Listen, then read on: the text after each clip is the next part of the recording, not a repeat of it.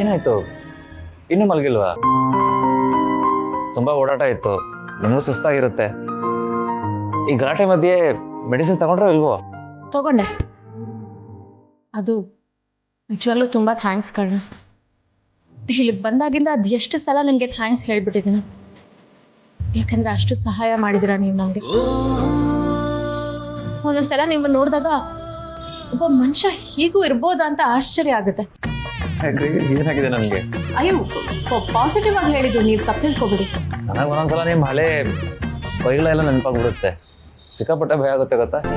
ಆಗ ಬುದ್ಧಿ ಇರಲಿಲ್ಲ ನನಗೆ. ಸಾರಿ, ತುಂಬ ಹರ್ಟ್ ಮಾಡಿದ್ದೀನಿ ಅನ್ಸುತ್ತೆ ಅಲ್ಲ? ಹಾಗೆಲ್ಲ ಏನೂ ಇಲ್ಲ ರೀ, ಸುಮ್ಮನೆ ತಮಾಷೆಗೆ ಅಂದೆ ಅಷ್ಟೇ.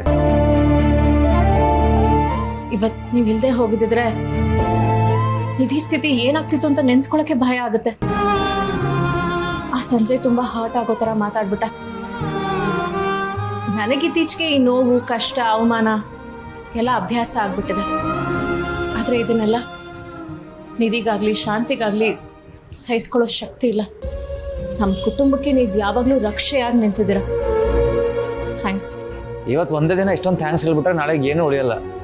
ನಾಳೆಗೂ ಸ್ವಲ್ಪ ಇಟ್ಕೊಳ್ಳಿ. ನಿಮ್ ಯಾರಿಗೂ ಅನ್ಯಾಯ ಆಗಕ್ಕೆ ನಾನು ಬಿಡಲ್ಲ. ನಿಮ್ಮ ಯಶಸ್ಸನ್ನು ನೋಡಿ ಕೆಲವರು ಅಸೂಯೆ ಪಟ್ಕೋಬಹುದು, ಇನ್ನು ಕೆಲವರು ಬಾಯಿ ಬಂದಾಗ ಕಮೆಂಟ್ ಮಾಡ್ಬೋದು. ನಿಮ್ಮ ಒಳ್ಳೆತನ ಕೆಲವ್ರಿಗೆ ಅರಿಸ್ಕೊಳಕ್ ಆಗದೆ ಇರ್ಬೋದು. ಆದ್ರೆ ಅವ್ರೆಲ್ಲರಿಗೂ ಕಾಣದೇ ಇರೋದು ಏನು ಗೊತ್ತಾ? ನೀವು ಇಲ್ಲಿವರೆಗೂ ತಲುಪೋದಕ್ಕೆ ಪಟ್ಟಿರೋ ಕಷ್ಟ. ಅದು ನನಗೆ ಕಾಣ್ತಿದೆ. ಥ್ಯಾಂಕ್ಸ್. ಏನ್ ಹುಡುಕ್ತಾ ಇದ್ದೀರಾ? ಅಲ್ಲ, ಥ್ಯಾಂಕ್ಸ್ ಎಲ್ಲಿ ಇಟ್ಕೊಳ್ಳಿ ಅಂತ ಚೆಕ್ ಮಾಡ್ತಿದ್ದೆ. ಹೋಗಿ ಮಲ್ಕೊಳ್ಳಿ, ಜಾಸ್ತಿ ಯೋಚನೆ ಮಾಡಬೇಡಿ. Good night.